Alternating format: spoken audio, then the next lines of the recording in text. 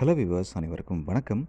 சிறுகதை காசை இன்னைக்கு எபிசோடில் என்னாச்சு அப்படின்றத பார்க்கலாம். சேனலை சப்ஸ்கிரைப் பண்ணிக்கோங்க, பெல்லைக்கான மறக்காமல் கிளிக் பண்ணிக்கோங்க.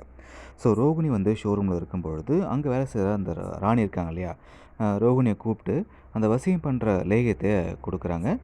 டெய்லி அதை பாலில் கலந்து கொடுத்தீங்க அப்படின்னா மனோஜ் உங்கள் பேச்சை கேட்பாரு, நீங்கள் சொல்கிறது தான் பண்ணுவார் அப்படின்னு சொல்கிறாங்க. உடனே ரோகிணியும் இதுதான் எனக்கும் வேணும் அப்படின்னு ஆசையோடு அந்த லேகியத்தை வாங்குறாங்க. அது மட்டும் இல்லாமல் ராணிக்கு 1000 ரூபா பணத்தையும் கொடுக்குறாங்க. அதுக்கப்புறமா வீட்டுக்கு வந்த ரோகிணி வந்து மனோஜுக்கு பாலில் அந்த லேகியத்தை கலந்து கொடுக்கறதுக்காக ரெடியாகிறாங்க. அதை கலக்கவும் செய்கிறாங்க. அப்போ தான் ரோகிணிக்கு முத்து வந்து ஒரு ஷாக்கு கொடுக்குறாரு. வீட்டுக்கு வந்த முத்து வந்து கிறிஷை வந்து அழைச்சிட்டு வராரு. இதை பார்த்ததுமே ரோகிணிக்கு தூக்கி வாரி போடுது. ஏன்னா முத்துவுக்கு வந்து உண்மை தெரிஞ்சு போச்சு போல். நம்மளை இன்றைக்கி மாட்டி விட தான் கிறிஷை அழைச்சிட்டு வந்திருக்கான் அப்படின்ற மாதிரி இப்போது ரோகிணி அவ்வளோதான், இன்னையோட நம்ம ட்ராமா முடிஞ்சுது, நம்ம கதை முடிஞ்சுது அப்படின்னு ரொம்பவே பயந்து கதறிட்டு இருக்காங்க. அதுக்கப்புறமா இப்போது முத்து வந்து எல்லோரும் கூப்பிட்டாரு. எல்லோரும் வராங்க. அதுக்கப்புறமா கிறிஷு வந்து இங்கே ஒரு ஒரு 10 நாளைக்கு இருக்க போகிறான். என் பாட்டிக்கு அடிபட்டுருச்சு, அவங்க அவங்க ஹாஸ்பிட்டலில் மயக்கத்தில் இருக்காங்க.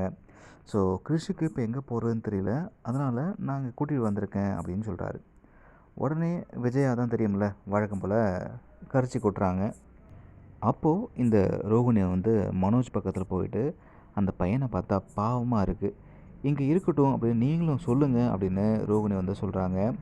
அதே மாதிரியே மனோஜும் விஜயாட்ட போயிட்டு அந்த பையன் இங்கேயே இருக்கட்டுமா அப்படின்னு சொல்கிறாரு.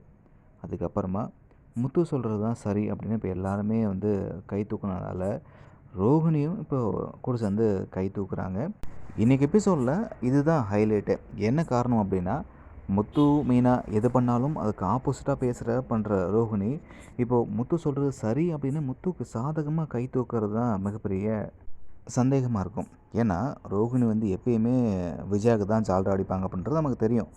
இப்போது ஃபர்ஸ்ட் டைமாக நமக்கு ரோகிணி வந்து சாதகமாக பேசுகிறாங்களே அப்படின்றது முத்துவுக்கும் மீனாவுக்கும் கண்டிப்பாக சந்தேகத்தை வந்து ஏற்படுத்தும்.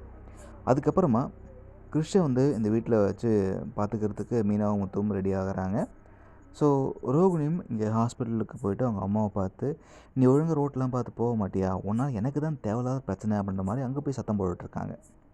பாருப்போ உன்னால் இப்போ முத்து வரும்பொழுது கிறிஷையும் வந்து வீட்டுக்கு அழைச்சி வந்து ஒரு பெரிய பிரச்சனை பண்ணிகிட்ருக்கான்.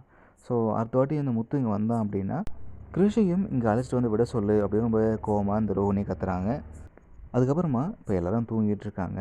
அப்போது அம்மா பாசத்தில் ஏங்கின கிறிஷ் வந்து அம்மா கூட தூங்கணும் அப்படின்றதுக்காக கிறிஷ் யாருக்கும் தெரியாமல் ரோகிணி ரூமுக்கு போகிறான்.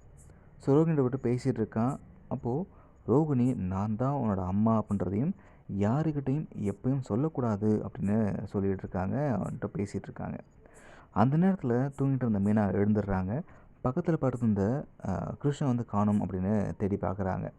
அப்போது ரோகிணி ரூமில் இருந்து வெளியே கிறிஷும் ரோகிணியும் வரும்பொழுது மீனாவுக்கு இன்னும் அதிகமாக சந்தேகம் வரப்போகுது. இது தொடர்ந்து முத்துவும் மீனாவும் கிறிஷோட உண்மையான அம்மா யார் அப்படின்றத கண்டுபிடிக்கிறதுக்கும் வாய்ப்புகள் நிறையவே இருக்குது.